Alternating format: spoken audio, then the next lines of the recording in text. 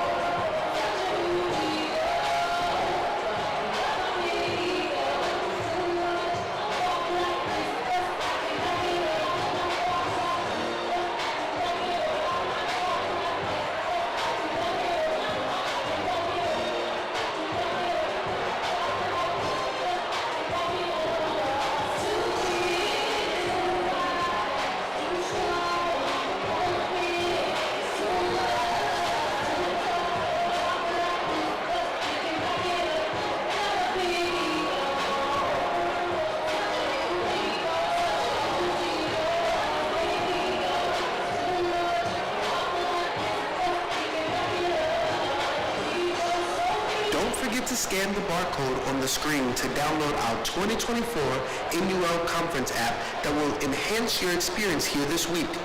The app offers easy access to schedules, networking opportunities, and real-time updates. Also, please note that this event is being live streamed.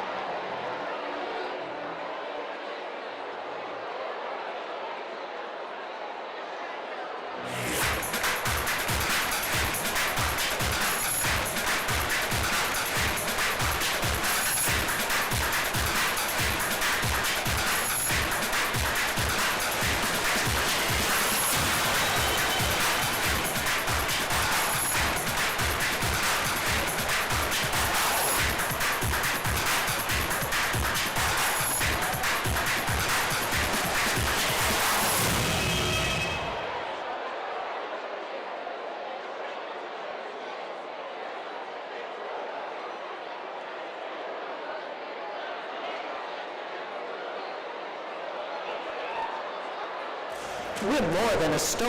We're a destination for customers, communities, and cultures making memories, celebrating life.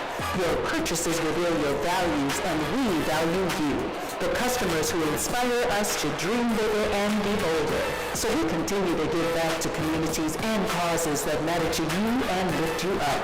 And whoever you are authentically is who we welcome sincerely. We aim to always create a brighter future with bold representation for all.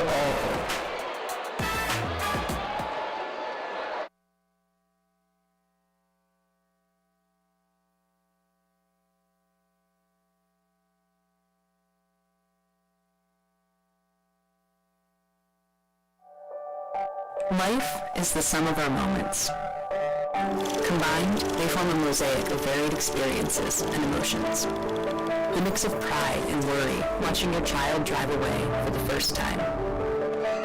The rush of achievement walking into your first home after saving for years. The optimism felt the moment your passion finally becomes your livelihood. Moments like these create momentum towards a life fully lived. Multiplied by millions, they propel our collective progress. But progress isn't always easy. For people facing obstacles, it can be much harder to get ahead. For decades, insurance has promised to protect what matters most, and we stand behind that promise every day. But simply returning people to normal is no longer enough. Progressive was founded on the belief that insurance should do more. We are taking meaningful action to enable progress on the road, in the home, and in business.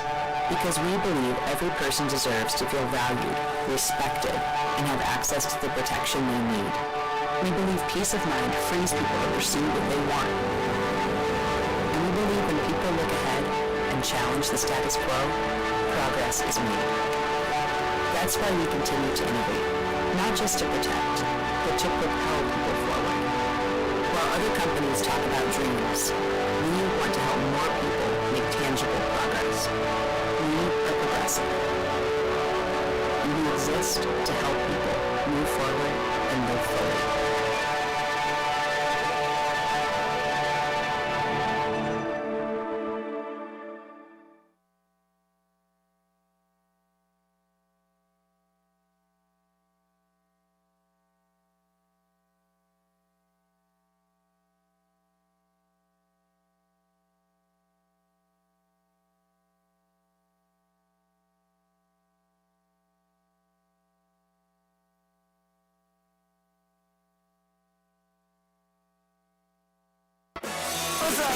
These are our moments of joy. Say cheese.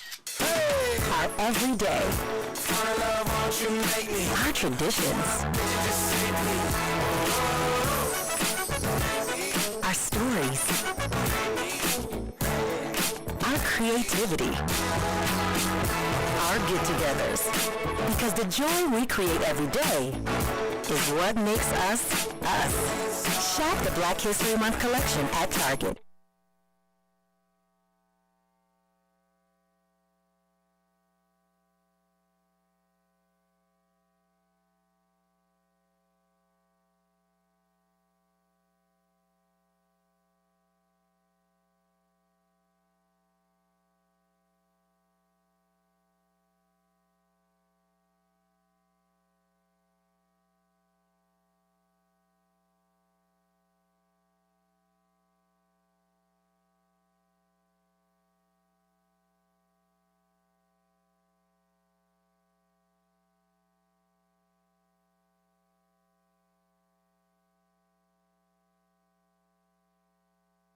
For social media users joining us online and in the audience, please follow us at Nat Urban League on all platforms and take a moment to update your Facebook, Instagram, and X status using the hashtag NULCONF24. Don't forget to scan the barcode on the screen to download our 2024 NUL Conference app that will enhance your experience here this week. The app offers easy access to schedules, networking opportunities, and real-time updates. Also, please note that this event is being live streamed.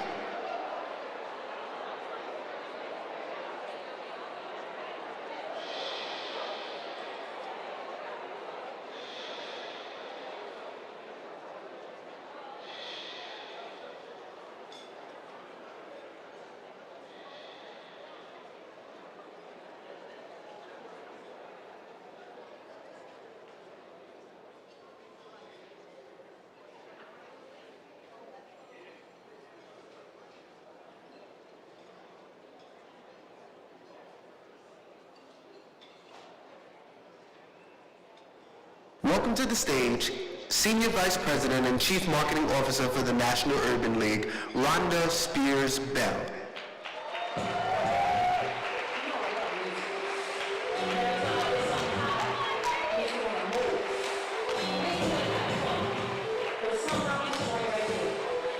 Come on, ladies.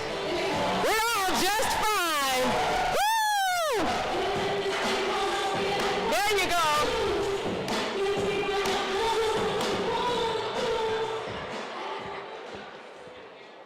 Wow. Welcome to the National Urban League Women of Power Awards Luncheon. Wow. And this year's event is extra special as we celebrate the 20th anniversary of women leaders, movers, and shakers. I love this segment of the conference every year. To look around this room and see nothing but beauty, intelligence, and vision, to celebrate the brilliance and positive impacts we all hold in our hearts, minds, and in our hands. This is a beautiful moment every year. And ladies, the New Orleans heat and rain may be testing our do's and makeup, but we are winning, aren't we?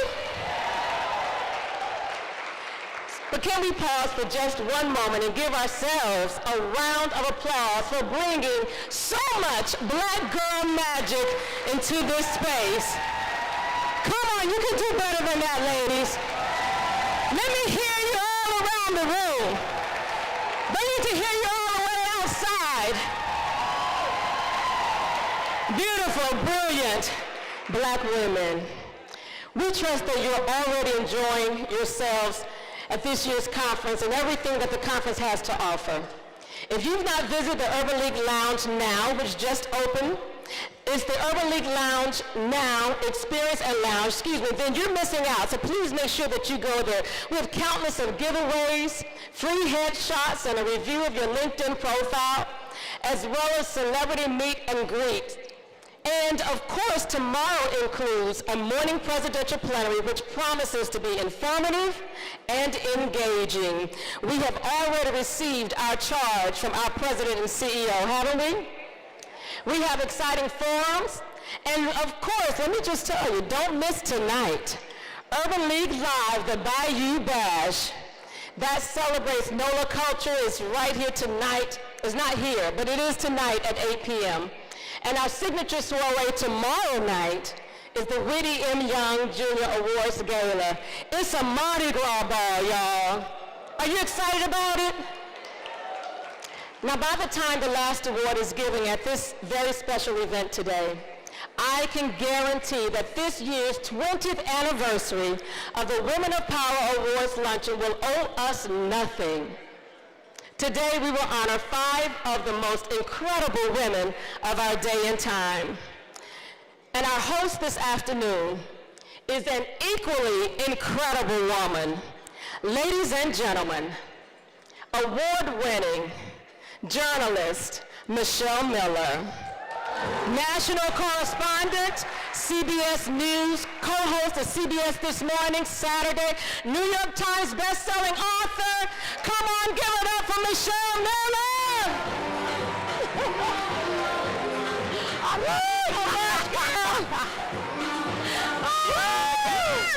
That's your music. Hey, women of power. All of you are women of power out there, and men, you too. Welcome and good afternoon, everybody.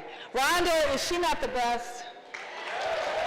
Rhonda Spears Bell, is she not the best? I will forever be grateful to the National Urban League for allowing me to host so many of you.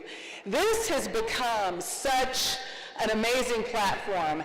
And wouldn't you know, in our 20th year, we are truly in the midst of the year of the woman.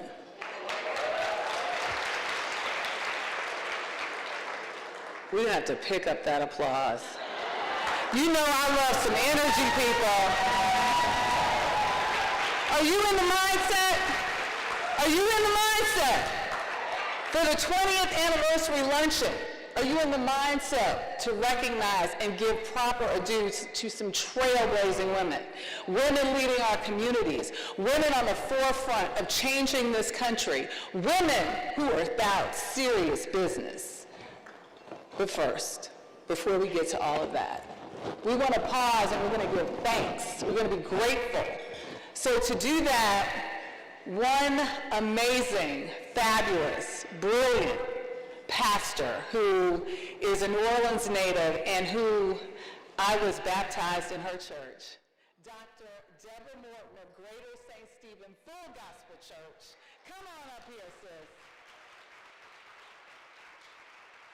Sister Madam, to the podium to give our invocation. Let's give it up for this fabulous woman, the First Lady, come on, of Urban League. Michelle, I love you. You look beautiful. Yes, it's a time to celebrate. It's a time to celebrate women, but it's always a time to pray. Where are my people who believe in prayer? Wave your hand at me.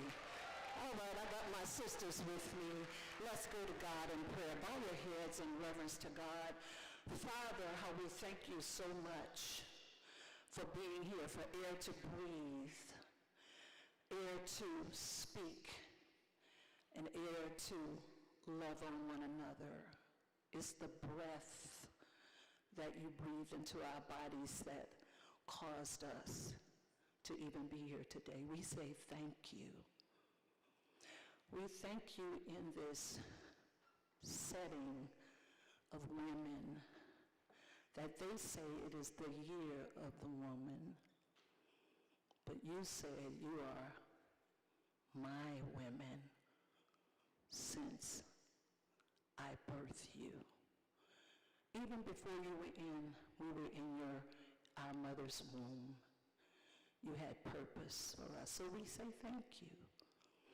And now, Lord, in this season of political unrest and necessary good decisions, we've come to ask for your blessings, for your support, your help, your strength, and for all that you have assigned us to do.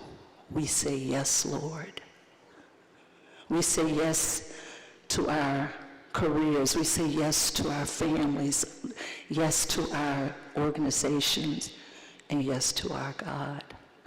Bless Mark Moriel. Bless the team. Bless all of us as we move in this season. Help us protect our rights, but then let us be free to move in purpose. Bless the food. Bless the celebration. Bless the fellowship. In Jesus' name we pray, and for his sake, we all agree by saying, amen.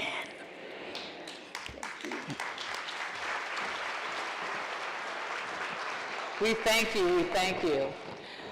We truly have so much to be grateful for, including the blessing of this gathering today in such a beautiful place. I just got to give it up to my boy Hiram Smith for this fabulous presentation out here. Someone backstage said, this is an HG makeover of this room, and I've seen it in so many spaces. This is what we call New Orleans fantastic. That's what we showcase, the best of.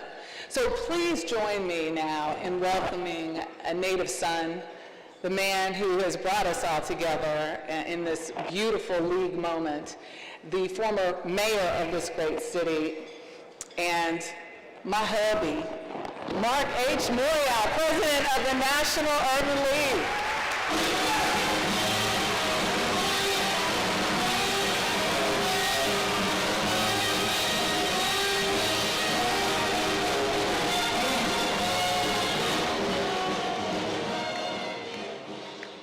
Good afternoon, and thank you so very, very much.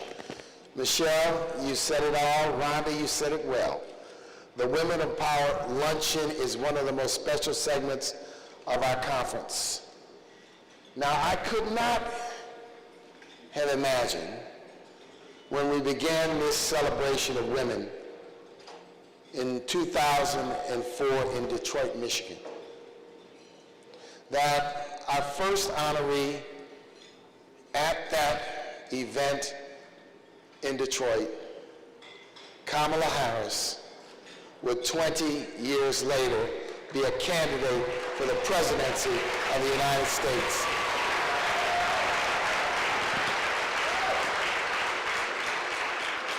So Urban Leaguers, in that 20-year period, an incredible array of beautiful, brilliant, successful women have been recognized by this Urban League movement, including many of our affiliate leaders, people from stage, people from screen, people from entertainment, judges, members of Congress, lawyers, mayors. We've recognized them. I'm especially excited, of course, Michelle being here and hosting this. This is very special. But my original woman of power is in this audience right now. My original woman of power is my mother, Simone, who is in this audience, who taught me about phenomenal women. The ability to do 5 things at one time with her left hand, and 10 things at one time with her right hand, using one foot to kick us, another hand to encourage us. The original woman of power. My mother, who became, for me, my role model for women, was an accomplished professional woman. Went to Boston University as a classmate of Dr. King's. Returned here after serving as the first black teacher in the Newton, Massachusetts public school system. Came back to New Orleans to teach public school for almost 20 years in the desired public housing development at Dunn Elementary. And she transitioned after that to becoming a dean and an administrator at Xavier University, where she worked for 30 years before retiring. Now, she did all of this, while raising 5 rambunctious children. She did all of this by being at my father's side as his chief advisor and purveyor of good common sense in crises. And she did all of this while starting her own black women's civic organization when she and her friends were denied membership in the League of Women Voters. So I'm just so pleased she's here at 92 years young.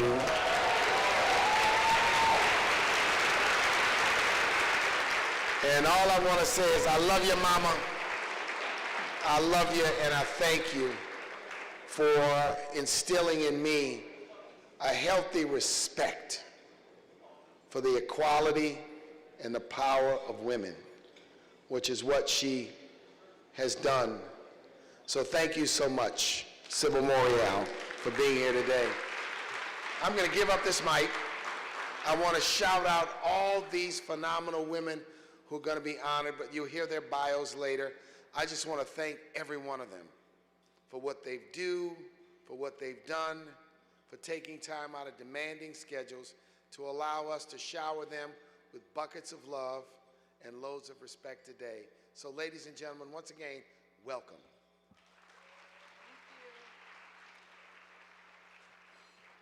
He's great, isn't he? So this event, well, it promises to be a power-packed afternoon because we have actually never before had this many women of power on stage before. It is, well, there's just a load of queens here. That's all I can say. Queens, like literal, crowned fabulosity. And we're about to crown some more. We are going to begin with our first 2024 Woman of Power. Please help me congratulate Cheryl Underwood.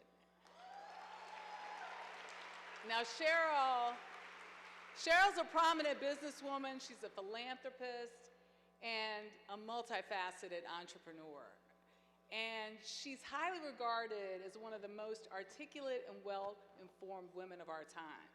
You know, most of you know her for her award-winning turn at CBS's The Talk, which attracts over 3 million viewers every day. But she is the owner also and CEO of Pack Rat Productions, driven by her desire to make a positive impact. Cheryl has founded the Pat Rack Foundation for Education, using her visibility and her influence to support causes like historically black colleges and universities and youth, further demonstrating her commitment to civic engagement. Underwood is also founder of Black Radio Solidarity, a collective of influential media properties and talent that use their platform for the greater good. She also spearheaded Black Radio Solidarity, Driving Souls to the Polls town halls, which harness the power of radio to encourage civic engagement. That is how we used to do it in cities and towns all across America. Doesn't happen like that anymore. So when people engage intentionally like that, it makes a difference. She is also the 23rd international president of her beloved Zeta Phi Beta Sorority Incorporated, making her the only full-time entertainer to ever hold this prestigious post. She's done it all, and guess what? She is equally brilliant and funny and has a big heart. Ladies and gentlemen, our first 2024 Women of Power honoree, Miss Cheryl Underwood.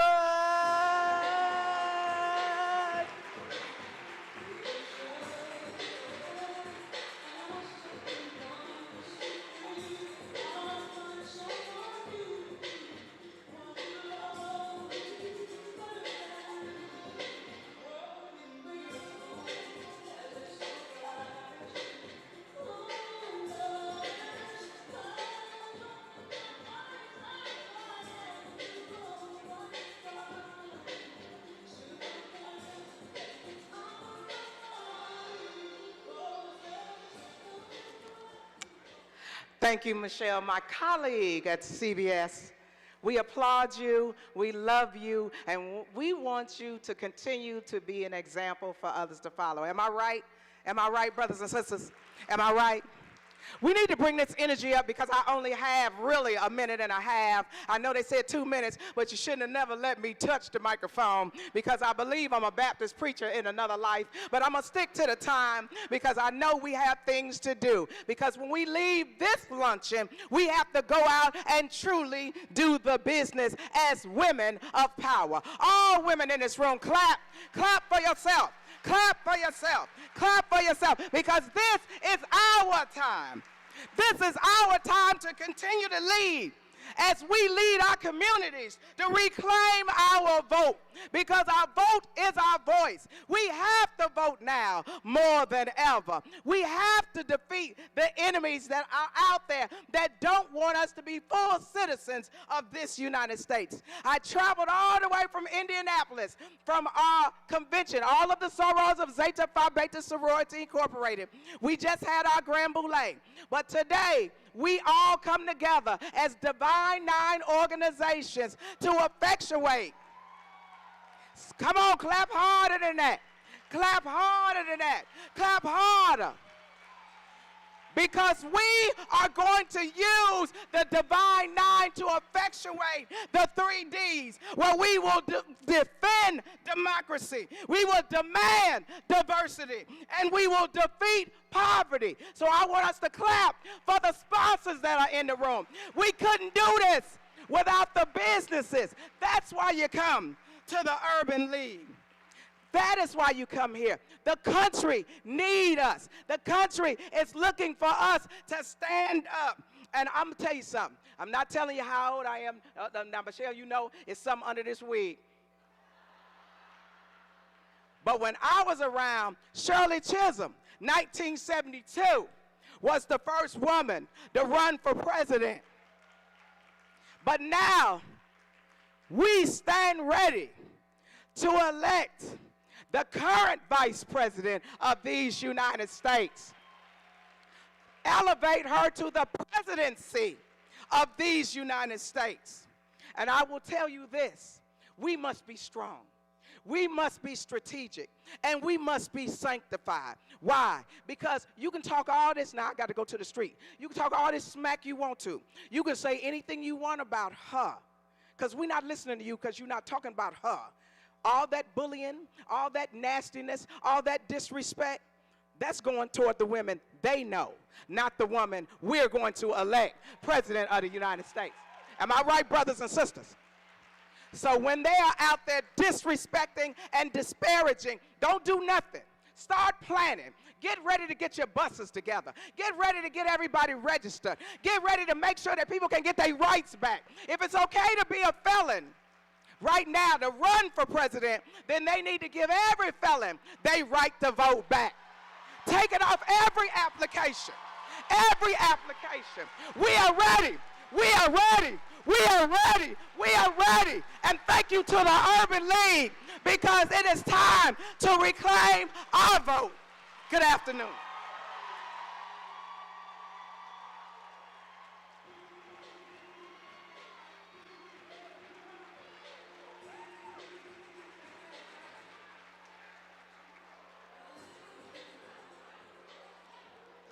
I bet y'all fired up now. Give it up for Cheryl Underwood. I think somebody else might be running for president one day. She most certainly has the qualifications. We couldn't do what we do without our sponsors. That was the perfect segue to them. So let's just head on up. Let's welcome Vashti Canty, Managing Director, Equity Strategies with Delta Airlines.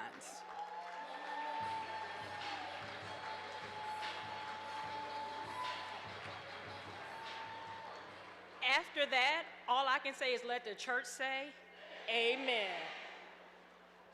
Good afternoon. On behalf of more than 100,000 Delta employees worldwide, we welcome you to the 20th Annual Women of Power Awards Luncheon. We are proud to be celebrating trailblazing women, shaping our world and inspiring the next generation of women that will impact, uplift the communities they serve, work, and live in.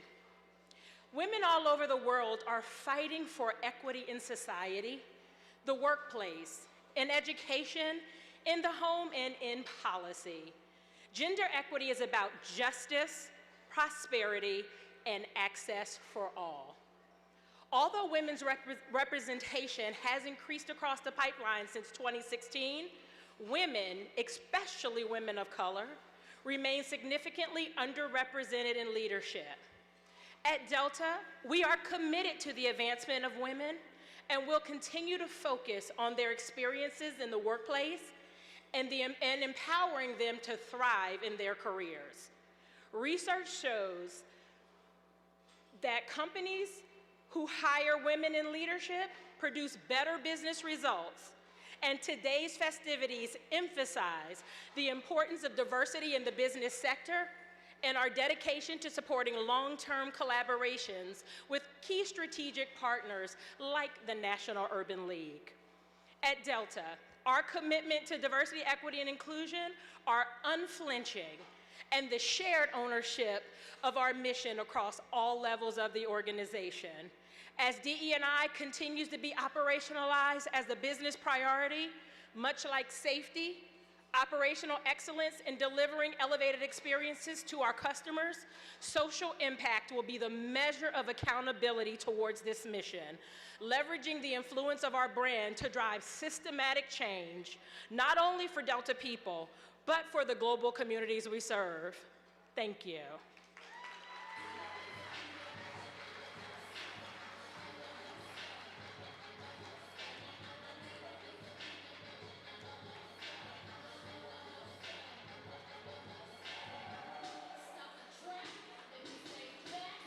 That's what happens when you take your shoes off and think you can get a little comfortable. I should have just walked out here barefoot, right? No? Oh, come on now. Vashti, thank you so much. Strong partnership, that is what you are. We appreciate Delta Airlines. So now our second Women of Power Award is presented to Arian Simone. Now,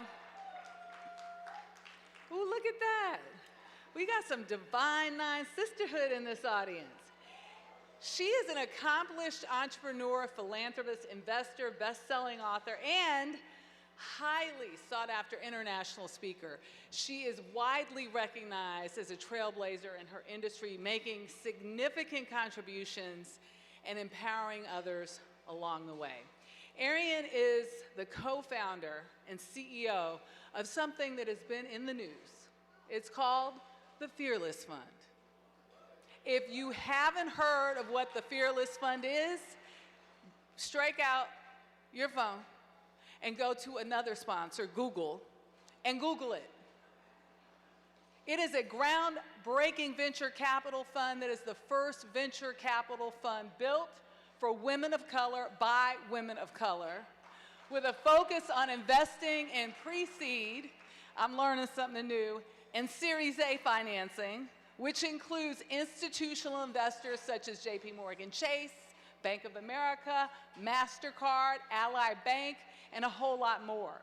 Now, beyond her professional endeavors, Arian has embraced a regal role as the Queen of Dawa Grand Barabi in the African Ivory Coast. That is the homeland of my daughter. So it is with special care that I appreciate her business. In this capacity, she collaborates closely with Ivorian government officials to improve the welfare and uplift the lives of the people in her region. Arian's impact and influence have garnered widespread recognition with Entrepreneur magazine, naming her as one of the 100 women of impact. Her unwavering commitment to creating opportunities for women of color and her exceptional achievements in various fields truly set her apart as a dynamic and inspiring leader.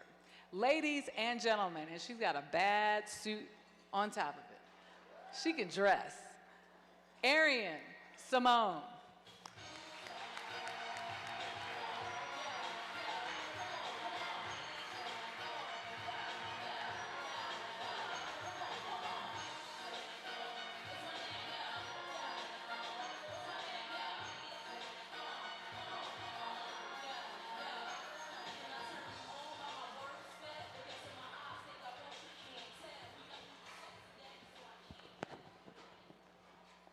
2 minutes is a little tough. No, it's too short. Everybody, first of all, I want to just say thank you. Thank you, Mark, for your leadership. Thank you to the National Urban League. Thank you, Michelle. You guys have been there since day one of us being sued in a federal court case that is alleging that we are being discriminatory because we invest in Black and brown women. So thank you. My name is Arian Simone. I serve as the CEO of the Fearless Fund, the nation's first venture capital fund that is built by women of color for women of color. Thank you. We got into this space due to the racial disparities that exist in venture capital. Women of color are the most founded entrepreneurial demographic while being the least funded, receiving only 0.39% of venture capital funds while making up over 20% of the US population. Prior to the Fearless Fund, the average fundraise of a Black female was $30,000. Prior to the Fearless Fund, only 34 Black women had raised $1 million for their business. The Fearless Fund came on the scene cutting 7-figure checks. Thank you. The reason why this is so important is the level of denial to access of capital makes no sense. If you guys have heard already on this stage that diversity is just good business, and every diversity report proves that diverse teams outperform non-diverse teams on any given day. One of our founders, her name is Oh gosh, that just left me right when I said that. She's the founder of Partake, and she's number 45 on the Inc. 5000 list. Mrs. Woodard has an eight-figure business, over 20 million in revenue annually. And she comes to us on a Zoom and says, I'm scared to go back in the market right now to fundraise. And I'm like, you're scared to fundraise? I'm like, Denise, this makes no sense. I'm like, you've got 20 million in revenue. And she says, well, that's just how tough it is for Black women. That makes no sense. But that is also why it is so important that we show up and show out, as you guys already know, in this election, because our current vice president ran on the principles of access to capital being important for minority communities, and we will uphold that. And regardless of any fight currently, the Fearless Fund will continue to still be in business. We will continue to serve this community, and we will continue to win this fight. Thank you very much.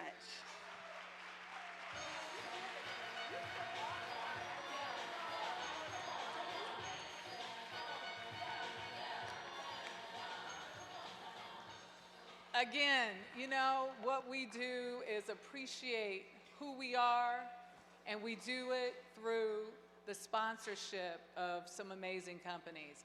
So one of our sponsors is Jada Grandy Mock, Senior Vice President and Chief Community Impact Banking Officer with Fifth Third Bank. So step right on up. Step right on up, sis. Where'd you go? There you are. Come on to the stage, Jada.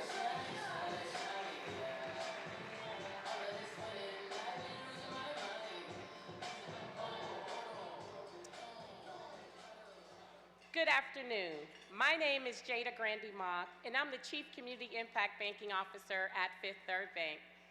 All of us at Fifth Third are excited to be back as sponsors of this year's luncheon in this beautiful city. It's always exciting to gather with you and celebrate women of power. And congratulations to all the inspiring honorees today. Fifth Third is a proud partner of the National Urban League and its regional affiliates in the markets we serve. Our Executive Vice President and Chief Corporate Responsibility Officer, Kalal Gibson, who also happens to be my boss or my leader, serves on a national board of directors, and Fifth Third bankers across our footprint serve on local urban league boards. Together, our organizations are working in service to uplift African Americans, the underserved, and those who have been left out and left behind. In many cases, we get to do this with some amazing women of power. Women like Stephanie Hightower, Christy Coons, Nancy Flake Johnson, Karen Freeman-Wilson, and my personal favorite, Robin Lake Hamilton, who leads in my home of Charlotte, North Carolina.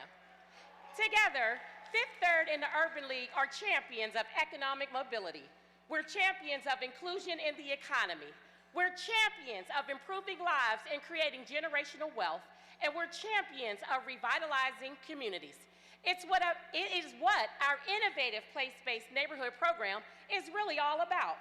It's why we've just committed another $1 million to the National Urban League for workforce development, to advance the league's programs for urban apprenticeships, urban reentry, urban tech jobs, and urban youth.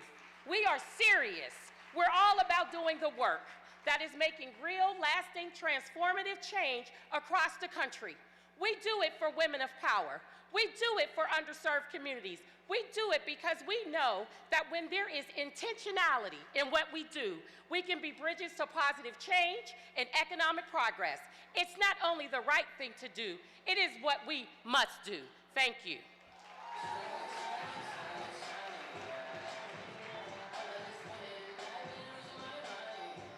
Thank you, Jada, and thank you, Fifth Third Bank. Now back to our honorees. And our next 2024 Women of Power recipient is Karen Freeman-Wilson. Ooh, I like that.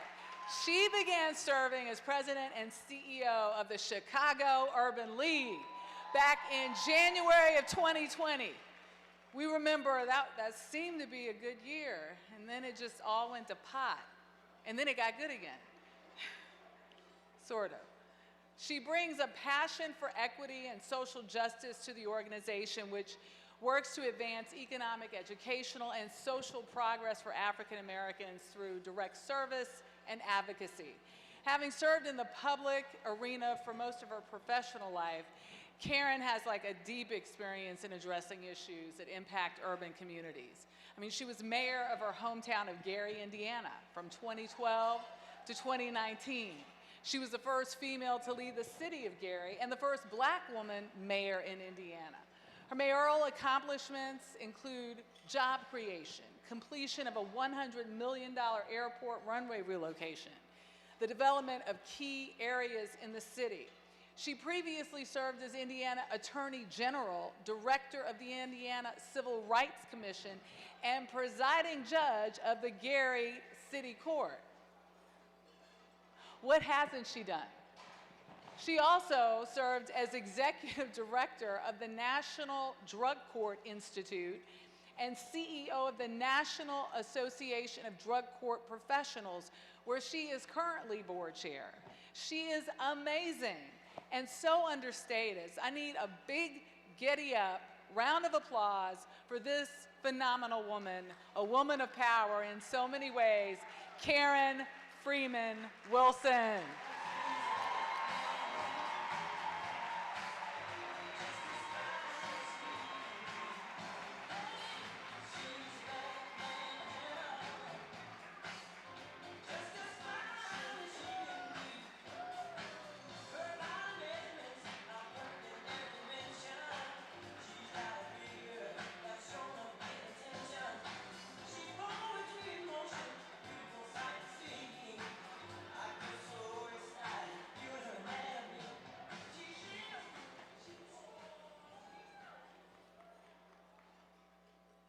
I will bless the Lord at all times. His praise shall continually be in my mouth. My soul shall make her boast in the Lord. The humble shall hear thereof and be glad. Oh, magnify the Lord with me, and let us exalt his name together. To our visionary and fearless leader, my brother, Mark Morial, and the entire National Urban League team.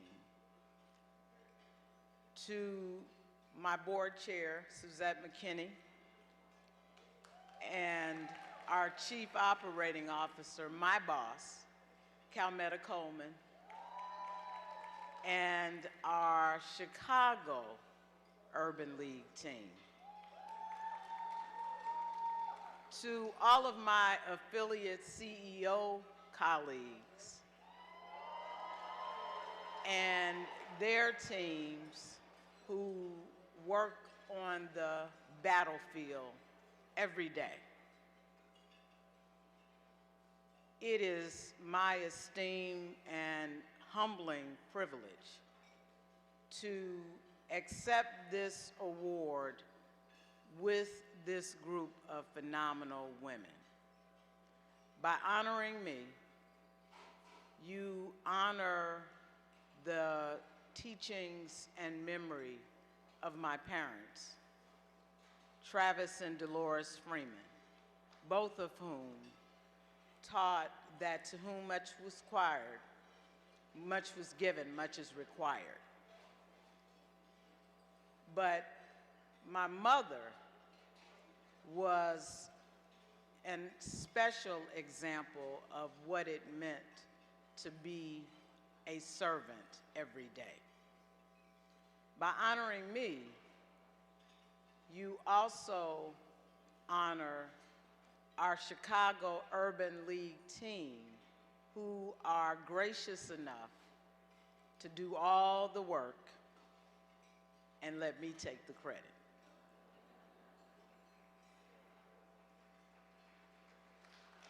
Five years ago, when I came to this movement, I was, by society standards, a loser. I had lost an election. But I had enough confidence in God and his grace to understand that sometimes when man says you lost, he says you won. And I did win because it gave me an opportunity to join all of you in riding for Black people every day of the week. Let me just close by saying this. A couple of weeks ago, my colleagues from Chicago and I took a group of our young people to Ghana. And I stood in the slave dungeons of the Cape Coast and thought about the sacrifice of our foreparents and the fact that they had not only sacrificed and survived those dungeons, but they survived the Middle Passage and then the brutality of the institution of slavery, so that we could enjoy the privileges that we have right now. How could we not do everything in our power to demand diversity, defeat poverty, and defend democracy? Thank you, and God bless you.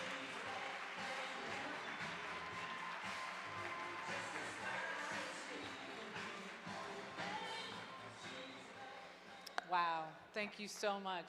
It is now my pleasure to introduce two sponsors of today's event.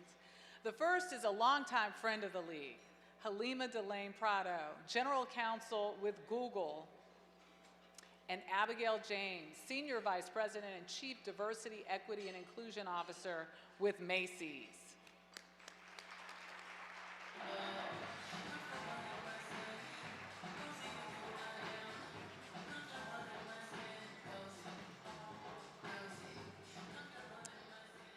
Good afternoon, everyone.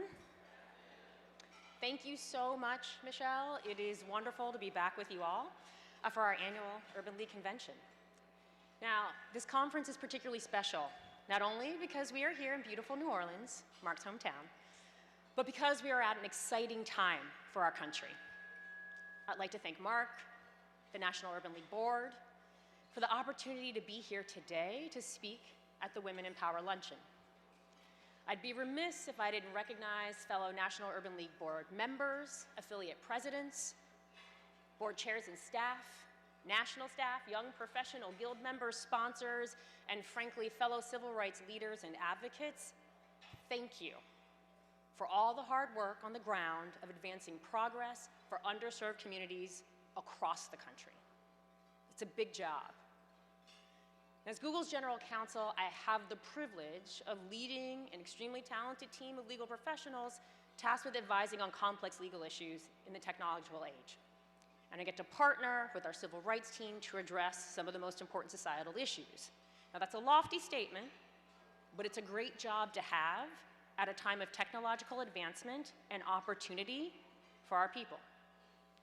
And while we continue to develop cutting-edge technology like artificial intelligence, quantum computing, and more, we aren't building this technology in a silo.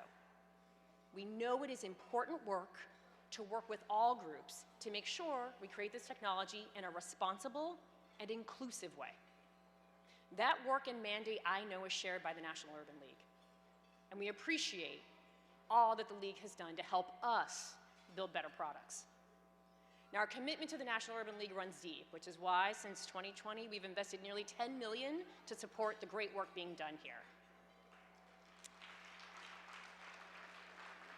But I'm personally proud that the National Urban League was one of the first grantees for our AI Essentials investments. Now, we are building on years of partnership and affiliates to deliver digital skills training and resources to members of our community. Your deep expertise in workplace development, job placement, and community building is inspiring to us and allows us to achieve our mission. But enough about that. Let's get to the real reason why we're here, to honor 5 truly impressive Black women. If you don't clap for them, it's actually offensive, so come on, come on.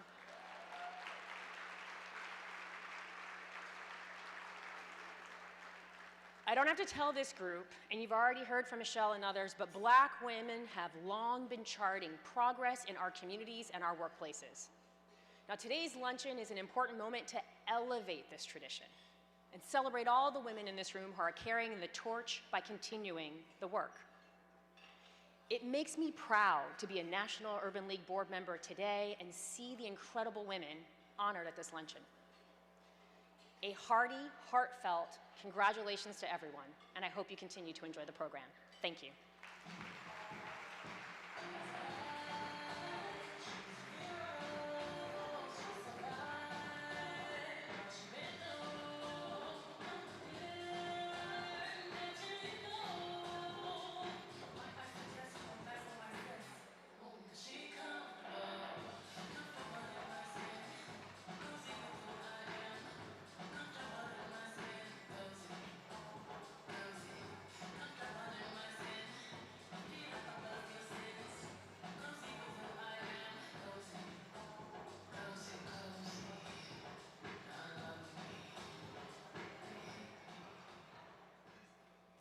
We're more than a store.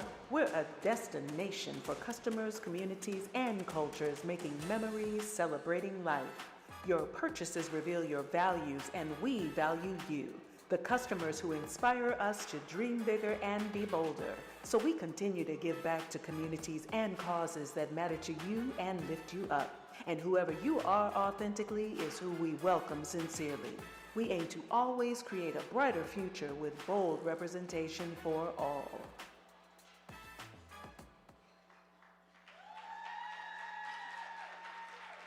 Hello everyone. My name is Abigail James and I'm the Chief Diversity, Equity, and Inclusion Officer at Macy's, Inc.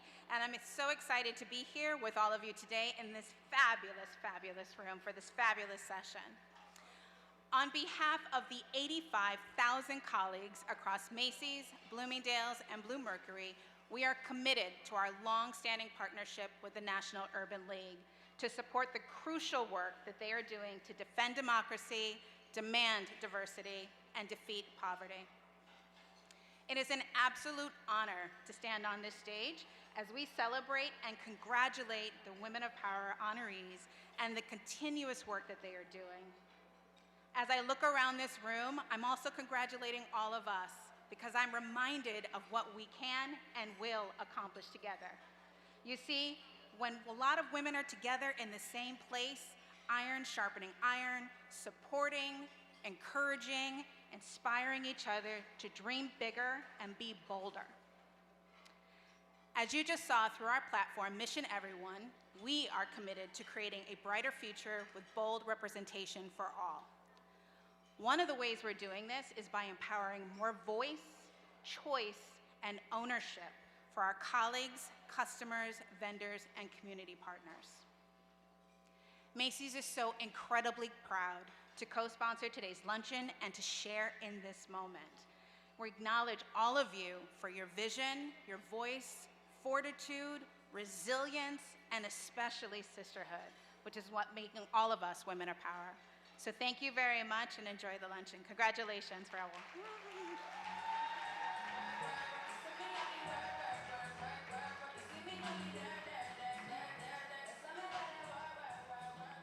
I don't know why I always feel rushed to get back on stage. Do you see any other MCs that like run up to the stage like I do?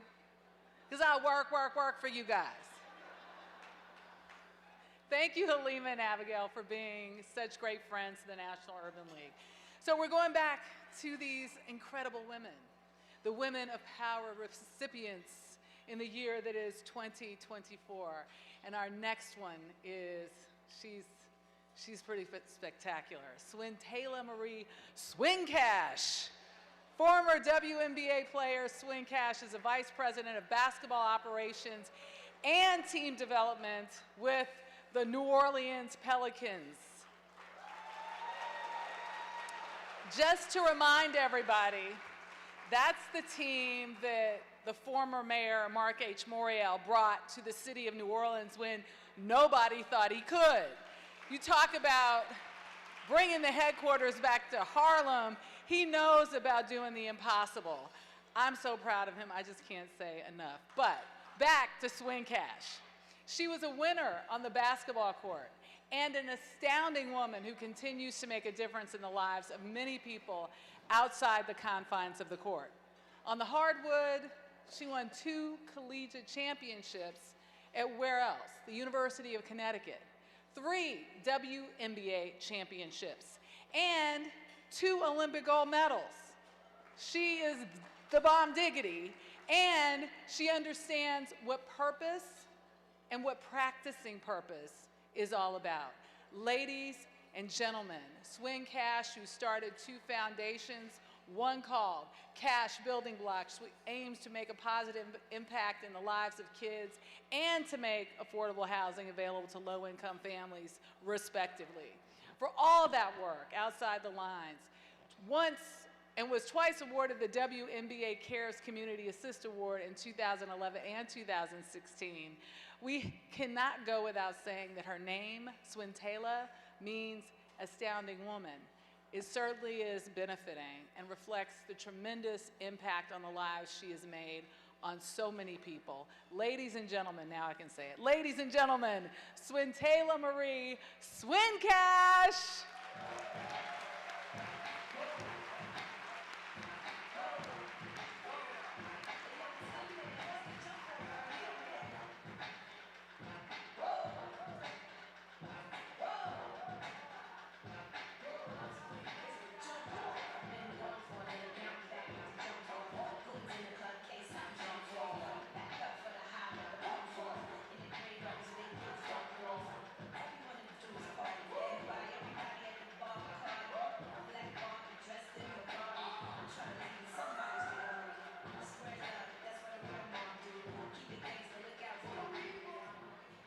Thank you, Michelle. Thank you, thank you, thank you. And I'm going to lift this up a little bit. I try to wear my kitten heels, but at 6'1", you know. I am honored and blessed to be here today. I do want to give you a little correction, though. I don't know if you heard. It's now the Senior Vice President of Basketball Operations for the New Orleans Pelicans.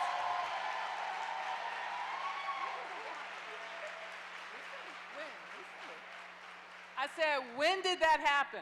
Yes, recently. So I just wanted to give you a little bit of news there. I appreciate that, Thank girl. you. Congratulations. Thank you so much. And I wanted to say that because as a Black woman to hold that honor, one of the highest ranking women in the NBA, it is important that my sisters and young women are able to see and experience that. Thank you to the National Urban League. Thank you to Mark. Thank you to everyone that made this room look this beautiful, that got us all in here today and had the convening power to bring us together as a people. I truly, truly appreciate it. I also would like to take a moment to thank the sponsors. As someone who owns multiple businesses that works in the sports world, I know it is not always easy to get people to show up, to cut checks, and to be present. So a round of applause for the sponsors, because you continue to pour into the Urban League, and that has to stay true for the work to continue. I also want to just take this time to talk about the sports world, because this is an important year, and I think one thing about the NBA and the WNBA is we don't walk around quiet and we don't shut up and play sports. We use our platform to make sure that we can let everyone know their opportunities through voting, through getting involved. And I think this is a year where so much is going on in our country and around the world that although the Olympics is happening right now, trust and believe when those athletes get back, they will be stepping up to the plate and making sure they're using sports as a vehicle to get the message out there about how important this election year is. And so I'm so happy to also work for an organization that will have our players and our staff and our whole organization pushing for people to be involved and to have their voices heard. So I am truly, truly happy for that. And I also just want to quickly talk briefly about all the women that are here today and the women that are being honored, women of power. I understand as a Black woman, it's not always easy waking up every day, showing up for our jobs, being present as moms, being daughters, being all these different things. But yet and still, when we lay our head on that pillow, we wake up the next day and we stand and we move forward. And so I just want to thank you, because you're always touching and affecting someone's life. And for me with sports, I'm able to use sports as a vehicle with my job to connect with other women. The last 2 years, I started a company, She's Got Time, for a reason. And with this company, it wasn't about me. I went into the Naismith Basketball Hall of Fame, and as I was writing my speech, God was really pouring into me and speaking to me. And he said, it's time for one door to close and another to open.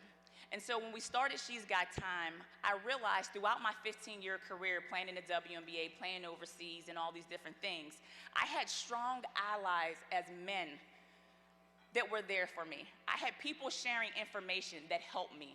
And there was always someone along the way. And as I looked at all the other women and I looked at my position in sports, I realized we needed a platform to make sure that other women had the convening power, the shared information, the understanding of negotiation, so that you can get these jobs, keep these jobs, and get elevated. Far too often, we're working in sports and there's a male-dominated sport, male-dominated industry. Great. That doesn't mean that there aren't careers. That doesn't mean there's not careers, not only playing the game, running teams, being an attorney, being a manager, being a director, operations, business side, sports side. There's so many opportunities, and I feel like it is my job as someone in my position to continue to move things forward, to make other women have opportunities for equity, to build wealth, and to know that you don't just have to play the game to know how to evaluate the game, run the game, be in charge of the game, and anything else we want to do.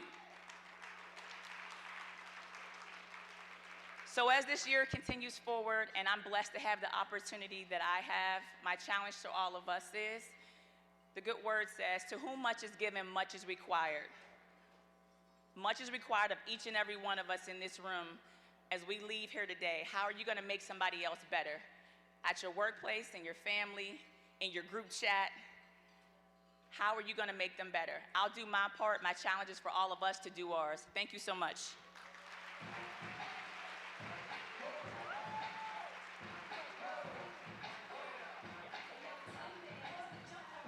That was Senior Vice President of Basketball Operations and Team Development for the New Orleans Pelicans, got to get my facts straight. Now we will hear from Ramey Kent.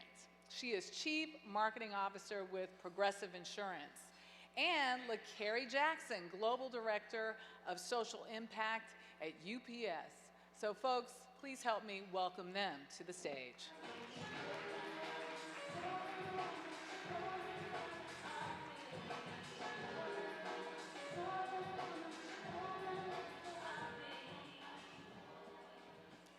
Good afternoon, and thank you so much for the warm introduction and having me here today. As you just heard, I serve as the Chief Marketing Officer for Progressive Insurance, but that's what I do for a living. Let me tell you a little bit about who I am. So I'm from Atlanta, Georgia, ATL, yes, love that. I am a mother of a 17-year-old son. I went to Florida A&M University, so Rattlers, get it in, yes. And I am just really, really proud to be here in front of you today. I deeply understand the world in which we live in and the challenges that we have as Black Americans. So I joined Progressive because I believe that Progressive is committed to helping people make progress in the world. You would hope so, it's in our name, we should be about that, right? And it's at the heart of everything we do. We exist to help people move forward and live fully. And as I think about my 17-year-old son, I do this work because I'm deeply committed to driving progress in 3 key areas where we provide protection. On the road, you know that Black drivers are 3 times more likely to experience force on the road. As a mother to a Black son, we have to get our families home safe. In the home, we are working to help families get into the home, stay in their homes, and also realize the true value of their homes by enabling greater access and fairness in housing. And lastly, with small businesses, we're helping entrepreneurs and small business owners have access to the funding that they need. So we're fully committed to progress, and I need your help. So here's my ask. There's a prompt card at your table, and I would ask that you just take your lovely phones out and scan it. There's so much power in this room, and I want to make sure that Progressive understands the power that we have and that we're committed to help society. I'm committed, and I hope you are too, so join us in making progress. Thank you very much.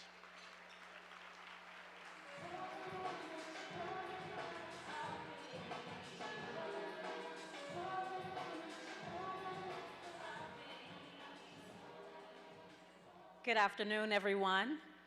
I am LaCarrie Jackson, Global Director of Social Impact at UPS.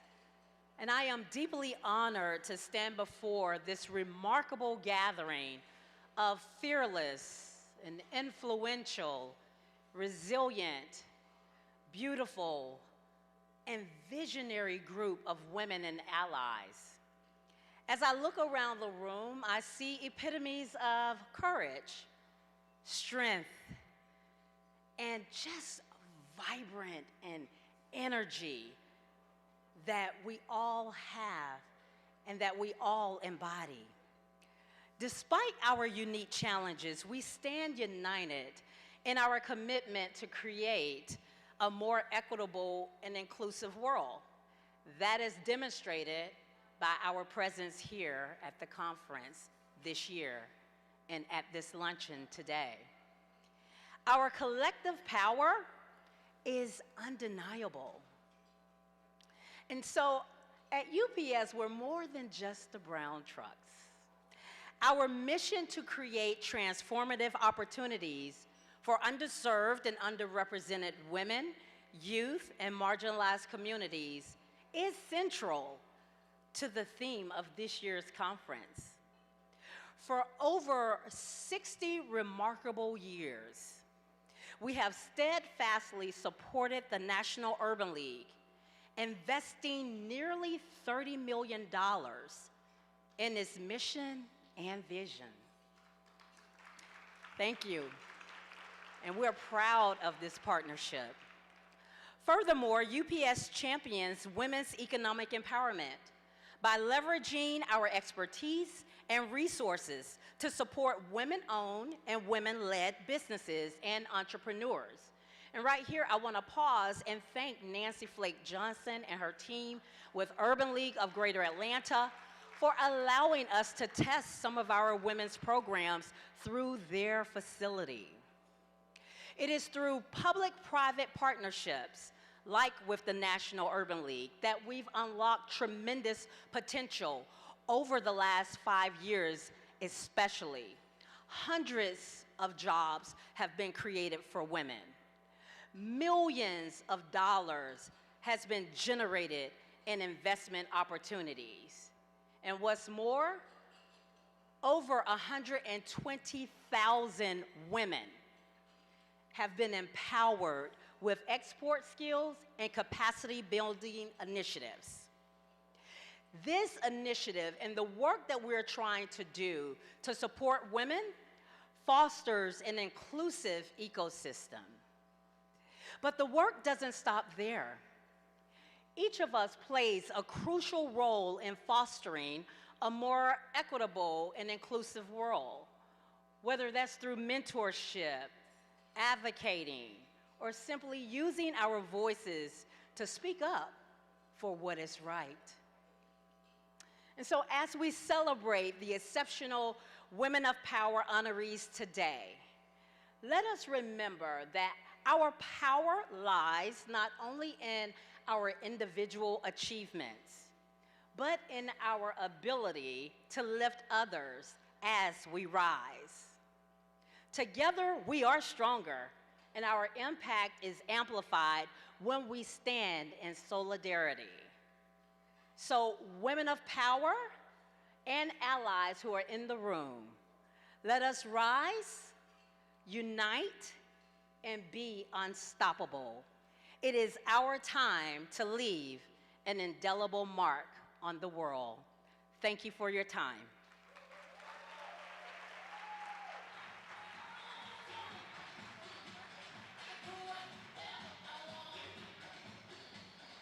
We got the shoulder memo. Like that. Thank you both for supporting the Urban League the way you do, and also for just making us so proud. They're phenomenal women in their own right. Our next 2024 Women of Power recipient is Kim M. Boyle.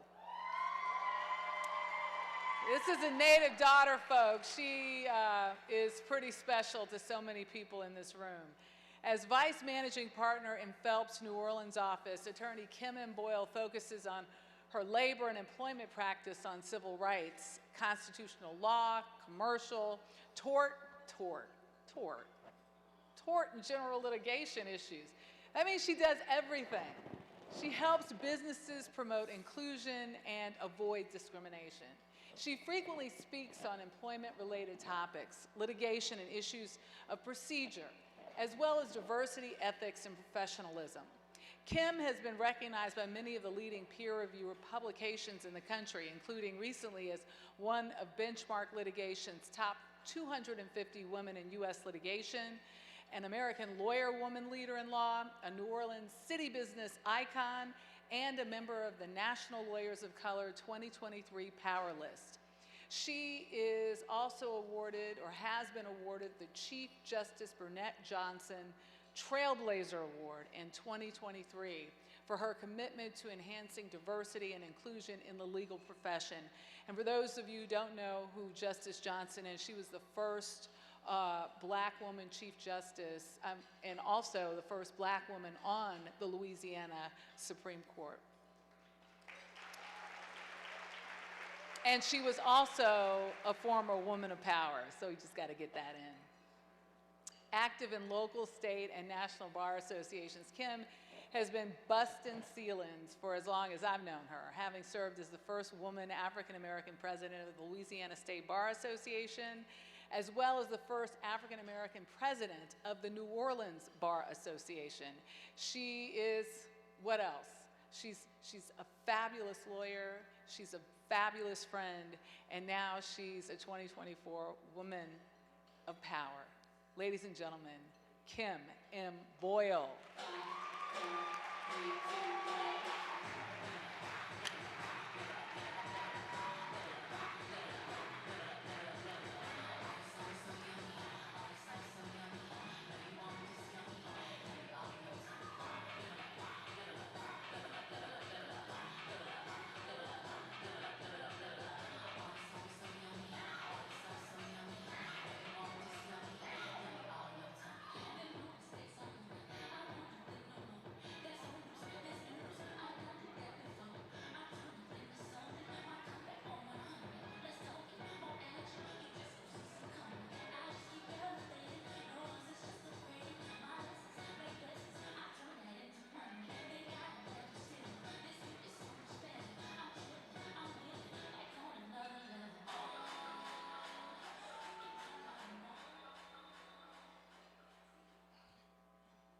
Good afternoon, and thank you, Michelle.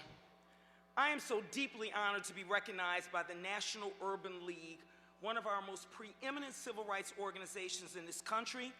And this organization recognizes that it is African American women in this country who have driven change and have set the bar for exceptional service and achievement. For those of you who were at the Reclaim Your Vote rally at our beloved Xavier University yesterday afternoon, you would have heard Dr. Michael Eric Dyson say the following about black women. He said that black women define what DEI actually is, and it shows why the MAGA world and the far right are so threatened by DEI. Because all of us as powerful black women are determined, we are engaged, and we are insightful. We actually define what DEI is. There is absolutely nothing that we cannot do because all of us have the brilliance, all of us have the talent, all of us have the skill, all of us have the grit, all of us have the determination to change the course of this nation's history.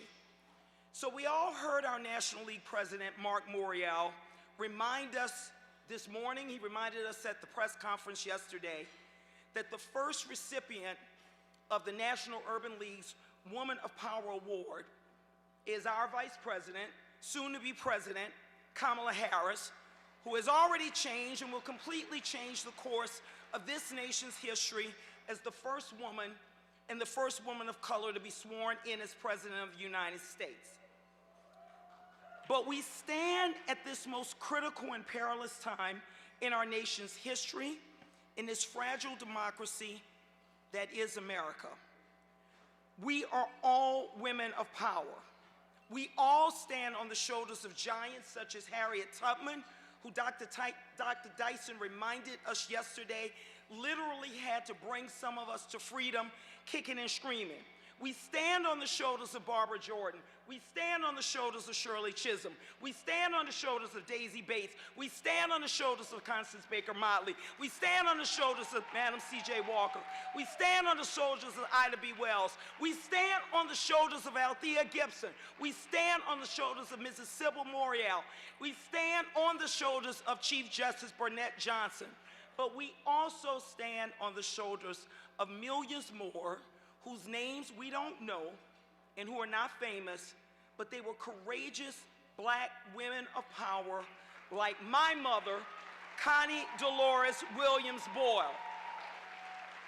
So I'm deeply honored to be recognized with powerhouse women like Cheryl Underwood, Arian Simone, Karen Freeman-Wilson, and Swin Cash, and I accept this award in my mom's memory. And my mom passed on April 19th, so this means so very, very much to me. Thank you all. Thank you, National Urban League.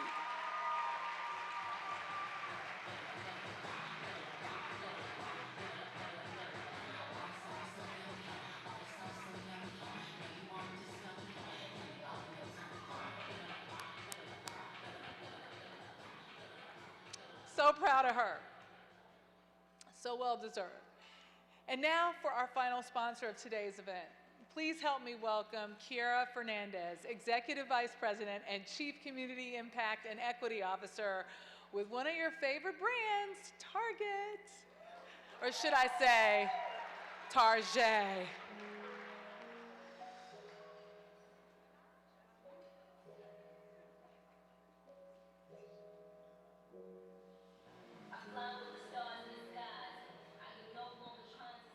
Thank you so much. I didn't know I was going to get Nicki Minaj. Hey.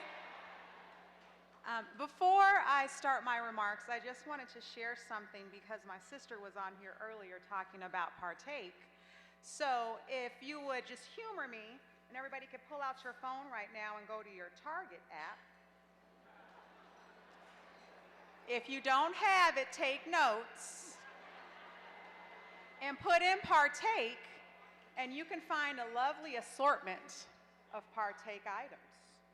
Cookies that are delicious and nutritious and gluten-free. So we have something for everyone. Partake is one of 400 women-owned brands at Target. Those 400 brands also account for almost 1,000 people of color and women-owned brands. And if cookies are not what's on your eating plan right now, you can certainly get some Tabitha Brown dill pickle salads, which are delicious. And if you're feeling festive, you could check out our Future Collective and find beautiful apparel from leading artists that are partnering with us. And I wanted to start there because, as many of my peers and colleagues have shared from the back, you can say something and you can do others. And at Target, we're about the do. So download the app if you don't have it yet. Okay, that's my Target disclaimer. Now, again, thank you guys so much. I could hear everybody eating in the back. I can't wait to sit down and partake in the meal as well. But it's truly a blessing and an honor to be here to represent Target. Our entire Target team, they're sitting over here at the table and some in other parts of the room, here to just pay homage to the National Urban League and really think about this beautiful celebration as we think about women in power. I've never seen a room like this in real life.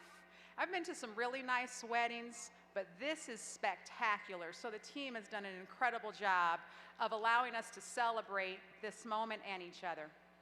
Again, thank you to the National Urban League, to Mark Moriel, to all of the affiliates for making this moment possible. I stand before you, as I mentioned, as a leader for a company that is truly and fully invested in the power of women. It's deeply embedded in our culture, and it's part of who we are and what we stand for.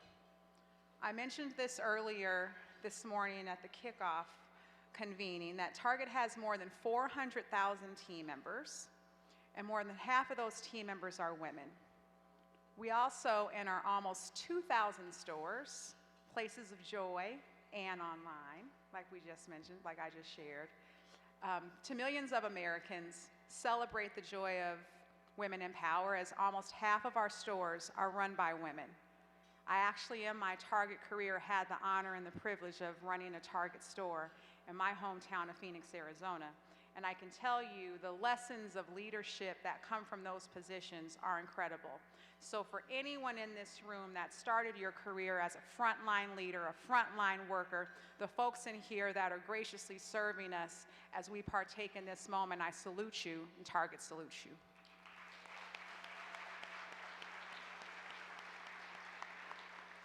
In addition to our store leadership, almost half of our leadership team, my peers, are also fierce, powerful women. So to be in these gatherings, representing Target, and to be greeted onto the stage with Nicki Minaj is an experience that most don't get. They really don't. And I'm sure my friends and colleagues will be really envious of. But it just is another affirmation of the special magic that comes between partnerships with shared vision, shared goals, shared outcomes, and shared priorities that are actually about impacting the lives of people. Impacting the lives of people in communities. Impacting us not just in the moment, but for the long term. And we at Target are truly, truly appreciative of the National Urban League's investment in all of those things. We celebrate diversity, equity, and inclusion. We celebrate the multiple dimensions of difference that make this country and the world around us great.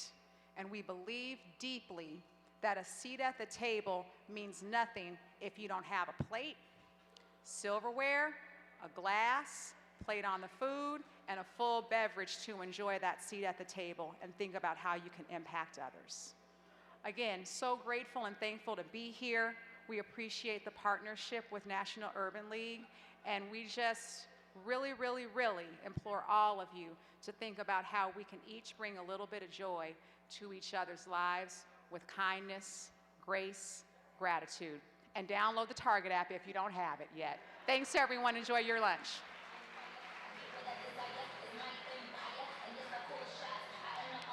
Thanks so much, Kiera and Target, and we truly appreciate the generosity of all the sponsors. Our next group of Women of Power awardees represents 41 years of brilliance, extraordinary talents, and stellar accomplishments. It was 41 years ago that Vanessa Williams was crowned as our very first Black Miss America. Can you believe it? I think I was some years old. We want to take a moment to honor her, and in doing so, we're so excited to have 6 of the 9 Black Miss Americas, 2 back-to-back, here with us today. Our first Miss America, Debbie Turner Bell, Miss America 1990. Now, Debbie Turner Bell is a veterinarian, an author, a journalist, a corporate trainer, a minister, a motivational speaker, a wife, and a mother. Back in August of 2020 marks the publication of her book, Courageous Faith, A Lifelong Pursuit of Faith Over Fear. For more than 2 decades, she has addressed audiences in corporate, academic, and community service areas. And oh, by the way, she is my former colleague, and I dare say I would have not gotten through my first years at CBS News without her. Ladies and gentlemen, Dr. Debbie Turner Bell.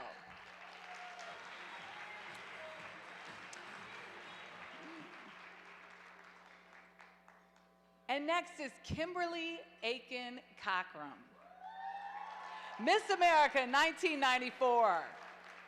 Today, Kimberly Aiken Cockrum is president and CEO of Baker Eubanks, a minority and female-owned firm. They are a leader in conducting executive due diligence investigations to verify the backgrounds of a company's most sensitive hires. She has also served on the board of directors for Miss South Carolina, during which time she raised tens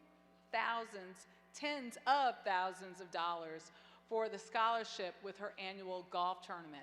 She's just okay, I'm sorry, she's a badass fundraiser. I've got to say that, because I've done some with her. But she's also the second Miss America that got me through, and that is the rearing of my 2 fabulous children in South Orange, Maplewood. I cannot thank her enough.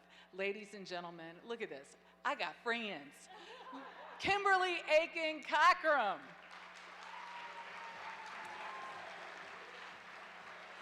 Please join me in welcoming Erica Harold, Miss America 2003. Now, Erica Harold is the Illinois Supreme Court Commission on Professionalism's executive director. It's a mouthful, but it's a big deal. An advocate for civility, ethics, and inclusion, she leads the Commission's extensive educational programming focused on advancing professionalism among the state's lawyers and judges to build confidence in the justice system. We need that more now than ever. Before joining the Commission, Erica was a litigation attorney at Meyer Capel, PC, in Champaign, Illinois, representing clients at the trial and appellate levels in disputes regarding fiduciary and contractual obligations. Ladies and gentlemen, give it up for Erica Harold. Up next, Erica Dunlap, Miss America 2004, back-to-back winners right here in case you weren't noticing. Now, Erica Dunlap is a visionary businesswoman and community leader who rose to national acclaim during her junior year at the University of Central Florida, when she became the first and only Black woman to be crowned Miss Florida in the 100-year history of the program. And then later that year, won the title of Miss America. Today, she is the CEO of Crown Communication Group, a multidisciplinary strategic communications and public relations consulting firm in Orlando, Florida. Erica has served for community for more than 3 decades as a mentor, board member, and trusted advisor, a motivational speaker, entertainer, and champion for diversity, equity, and inclusion best practices in workplaces like universities and communities across the country. Give it up for Erica Dunlap. And then Caressa Cameron Jackson. Caressa. I promised to say it right. Did I say it right? Caressa Cameron Jackson. Yes, she was 2010's Miss America. Since her reign, Caressa Cameron has been the recipient of numerous congressional honors and the President's Volunteer Service Award in recognition of her advocacy and policy work for people living with HIV/AIDS in the United States. She has spoken to over 100,000 students regarding making healthy choices and taking your future by storm. And an accomplished vocalist, she had the honor of performing during the 2008 presidential inauguration. Born at the intersection of creativity, love, and logistics, I like that. Caressa launched Caress by Design, a luxury wedding and event planning company. Ladies and gentlemen, Caressa Cameron. And last but certainly not least, Nia Franklin, Miss America 2019. Now, Nia Amani Franklin is a composer, actress, conductor, and singer who has had her music performed by the Dallas Symphony Orchestra, Friction Quartet, Saskatoon Symphony Orchestra, and many others. In September of 2021, she released her EP, Extended, which featured her R&B songs and her orchestra piece, Chrysalis Extended, which has nearly 4 million views on her TikTok profile. In 2019, Nia founded Compose Her, an initiative that seeks to empower women in music. She also serves on the board of Opera on Tap, which is a nonprofit organization based in New York City and dedicated to making opera accessible to all. Ladies and gentlemen, Nia Franklin.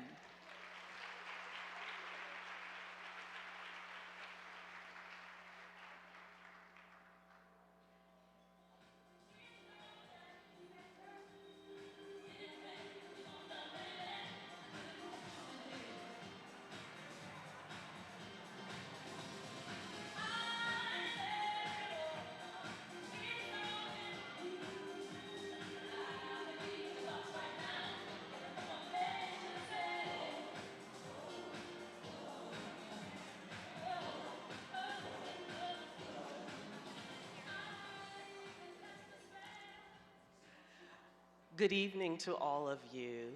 It is my great privilege to be able to accept this award on behalf of all of my Miss America sisters. I suppose that I was selected to make the remarks because I'm the oldest. And I'm so old that Nia Franklin wasn't even born when I won Miss America. I feel some kind of way about that.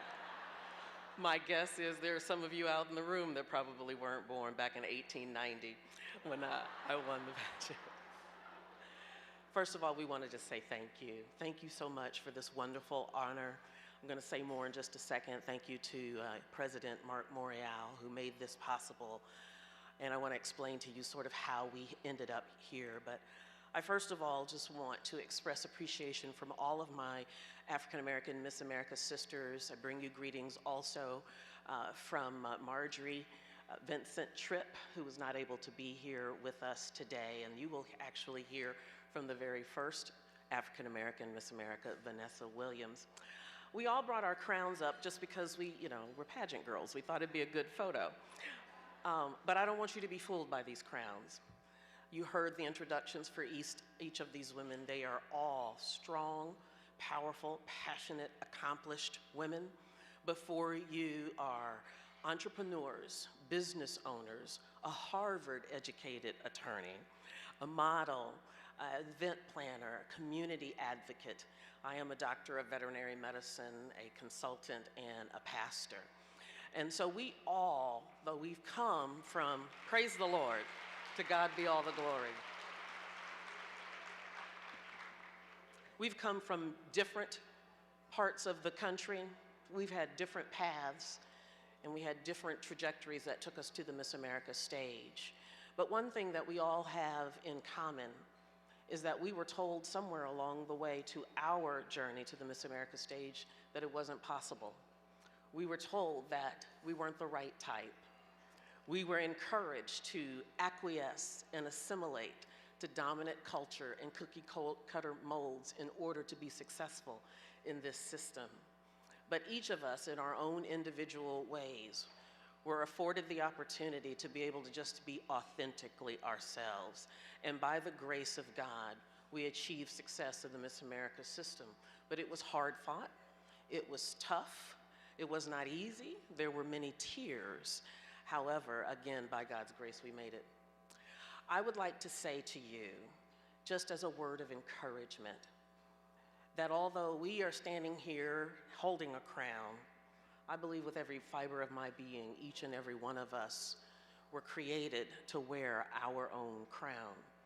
You were created by an awesome and an excellent God, and He put excellence and greatness in you to achieve your purpose and your success. And I want to encourage you, whatever your purpose is, whatever that tingling in your belly, in your soul that you've had since you were young, to not allow conventional wisdom, statistics, or even just mean, hateful, jealous people to stop you from getting your crown in life. I want to finish by saying this. Being seen is essential in life. We all want to be seen, but it's not always automatic. And not being seen, even as Miss Americas, is how we ended up here today. A few months ago, there was a great honor where a number of Miss Americas memorabilia was inducted into the Smithsonian Museum. And they were Miss Americas who represented firsts. First Miss America with a disability, the first Miss America from a Pan-Asian background, and other firsts. However, the first African-American Miss America, Vanessa Williams, was not invited to be a part of the inclusion of the introduction of this memorabilia into the Smithsonian Institute, nor were any of us invited to be a part of it. And we got together, you know how girls do. We talked amongst ourselves and we vented, but Kim Aiken Cochran did something more than just talked and complained with us. She put in a phone call to her dear friend, Mark Morial, and he immediately said, well, if the Miss America pageant won't see you, the National Urban League will. And Mark, I want to thank you. I don't know where he is, but I thank you. We're here because of your graciousness. There's a scripture. I'm a pastor, so I got to finish with the scripture, but I won't take up an offering. It says, be immovable, be steadfast, immovable, always abounding in the work of the Lord, knowing that your labor is not in vain.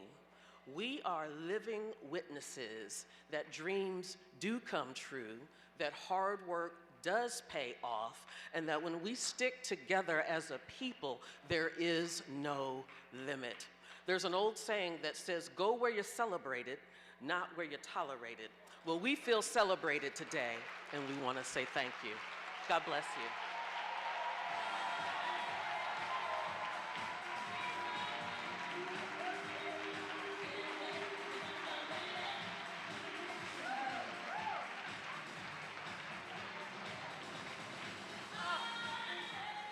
Oh, ain't that right? They are every woman and more. Oh, give it up for Debbie Turner. Now you know why she was my sail, my North Star in storms I can't even talk about. Wasn't even in the book. Whoo, I love that woman. Anyway, they're all fabulous, and we are so pleased to share the special message from our very first Black Miss America.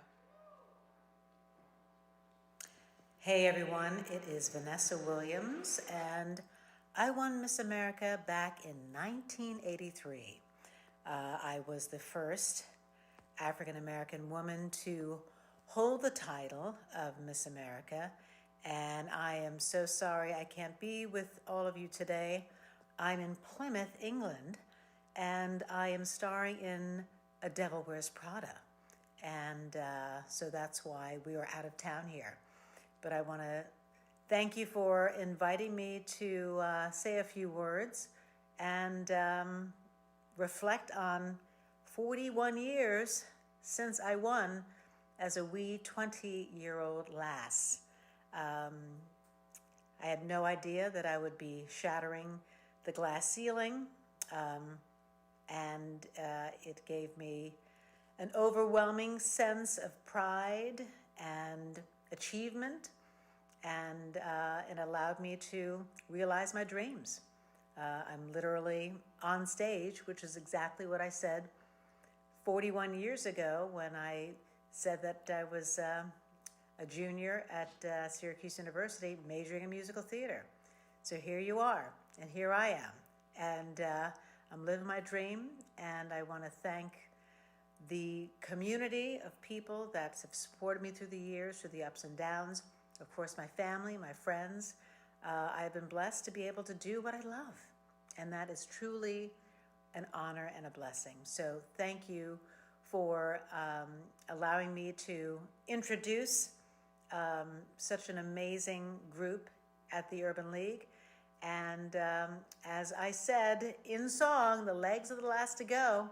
They're still holding me up, they're still kicking, and we are still moving strong. So I want to celebrate 40 plus years of Miss America to all my beautiful sisters who are thriving with dignity and grace, and love you all. So have a wonderful, wonderful time and enjoy the National Urban League.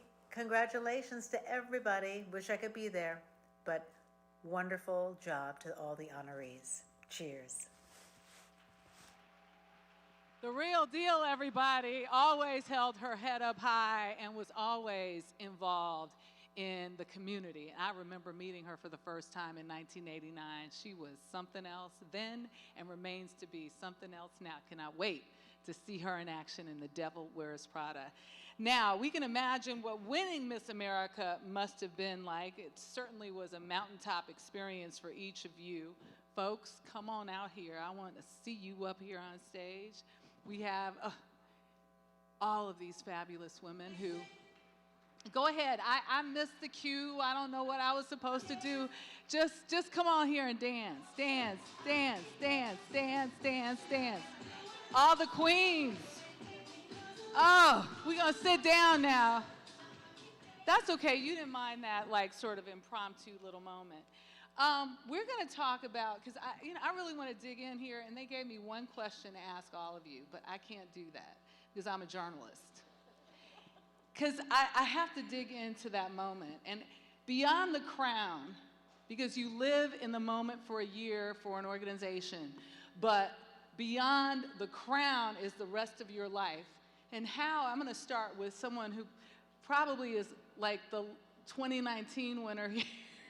When you think of what that means, how do you live beyond when you see something that is determining like your place in space and what that underline means of what happened this year? Absolutely. I feel so honored to be among this group, and I was just saying backstage to Kim, the first Black Miss America who I had the pleasure of meeting was Debbie Turner, and so I looked up to you so much, and so solidifying my place in history was something I never really dreamed about as a young girl or anything like that, so to be among you all is such a blessing. The moment when I won, it's definitely etched in my memory, and so I'm so grateful to be a part of history, and I know that we still have to keep fighting for our rights to be seen, our right to be heard, and it's up to us to continue pushing for the people that come behind us, the people that come behind me. So I'm just really grateful and honored. Yeah, I know. Here you are, the youngest of us all, and this is a pivotal year. You came of age right before an election. How involved do any of you guys get in the GOTV, the Get Out the Vote? Have you been there on the forefront, and where will you be come 2024? Well, I ran for office twice and lost, and so I have gotten out the vote a lot.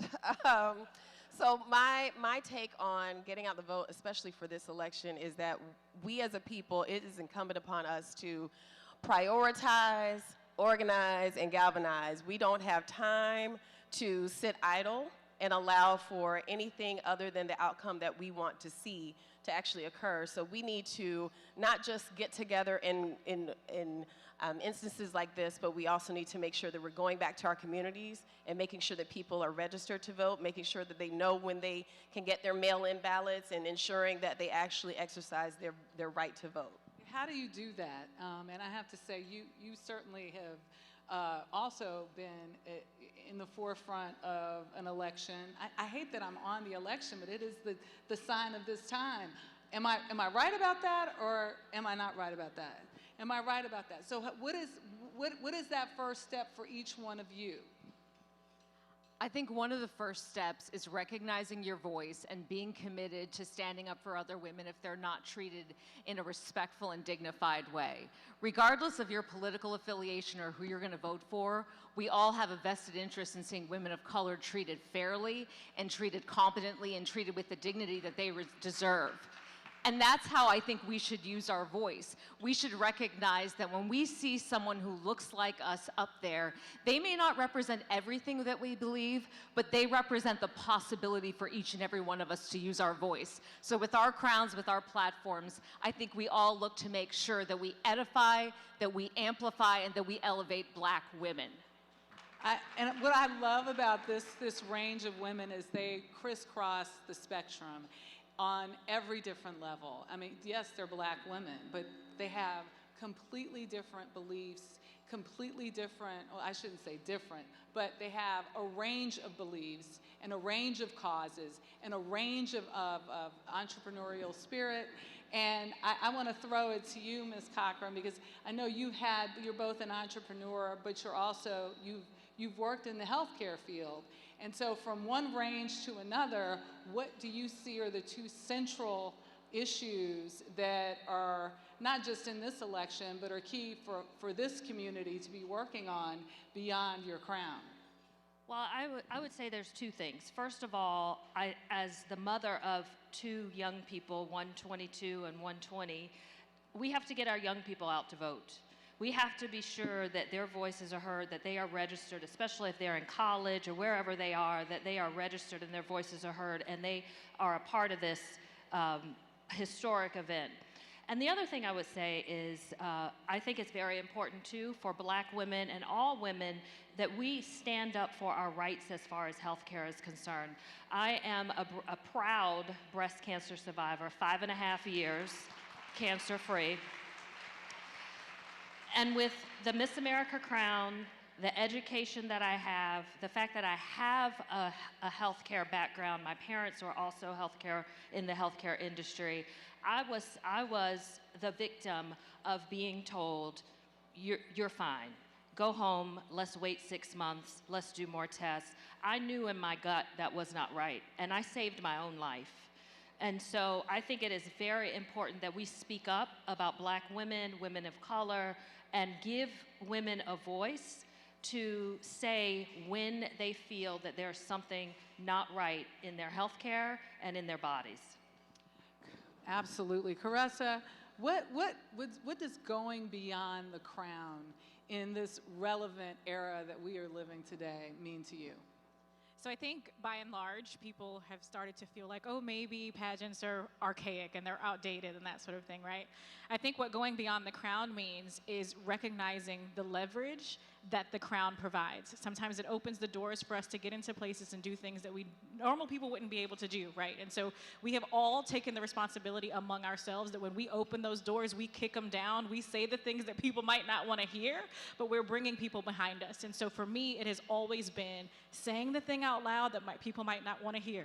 And so for me, that's going beyond the crown. It's beyond the shiny, it's beyond, all of the aesthetics of it, but it's the nitty-gritty of what does our communities need and what can I do to provide access to equitable inclusion for that.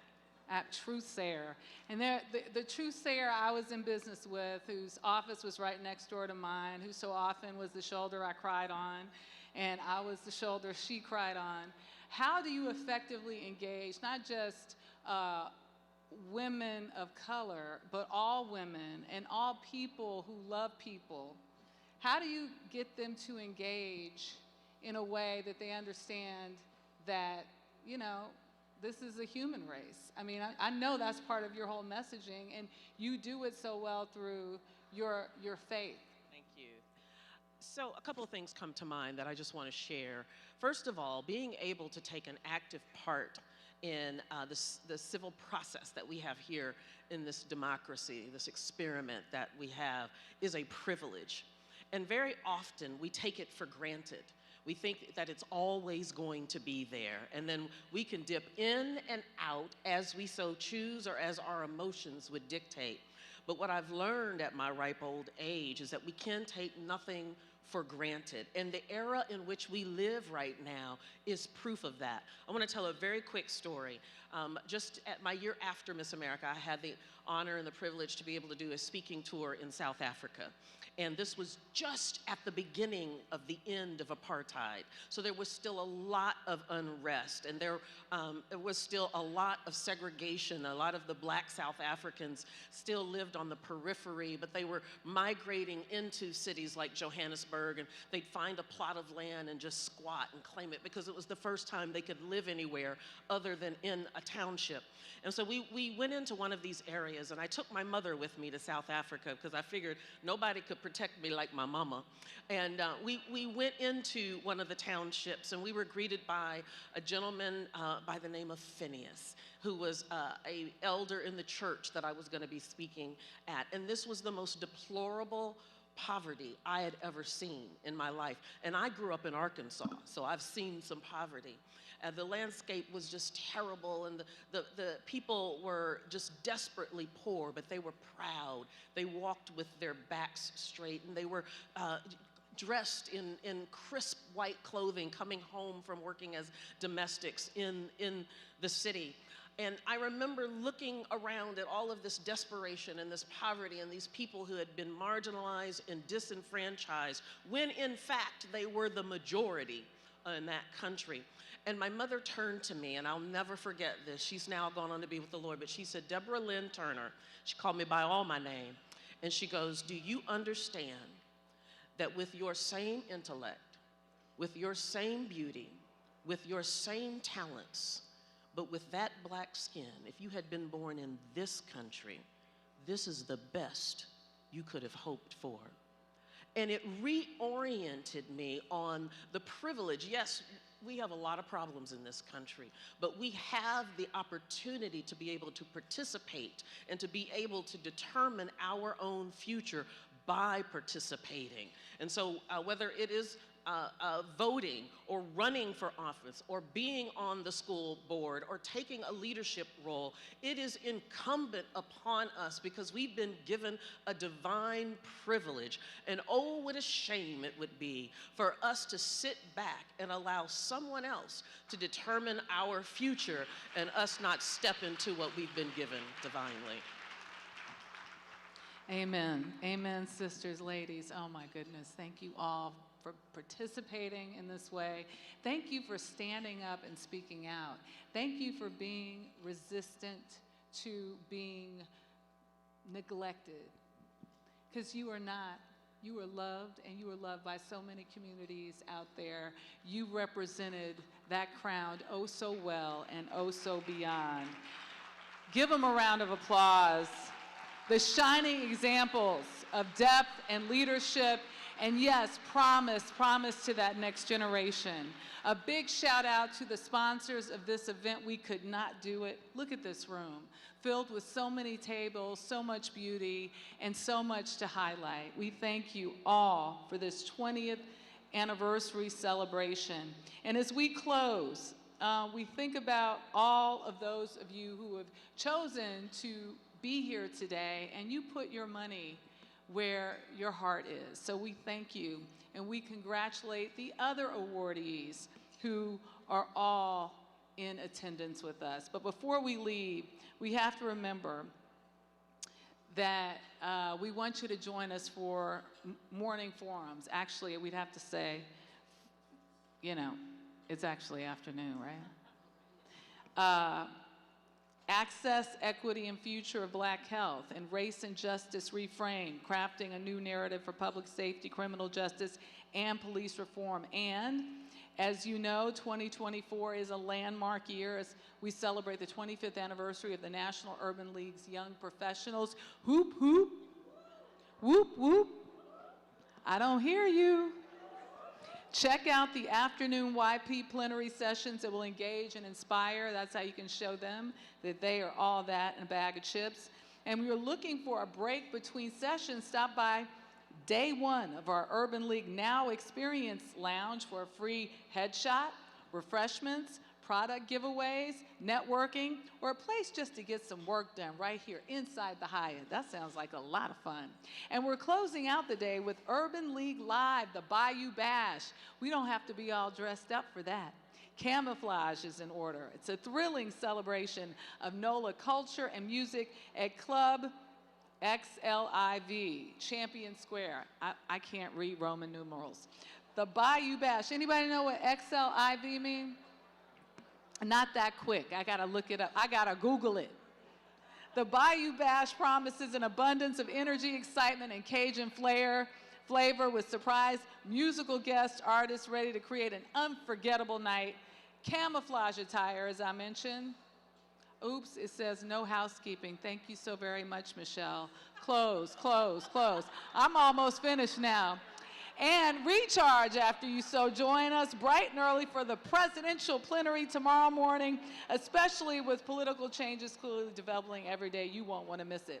And if you're ready to take control of your career, wow, virtual career fair. If you're ready to make a career pivot, earn your money, or do something where you're making a difference, you do not want to miss that event. And don't forget, oppose threats to democracy by texting all in one word, STOP Project 2025 to 52886. I didn't say that. That was the Urban League saying that. Connect with them online. Download the mobile app today. Visit NULconference.org. Enjoy the rest of your time here at the NUL Conference, everybody. That's a wrap. Woohoo!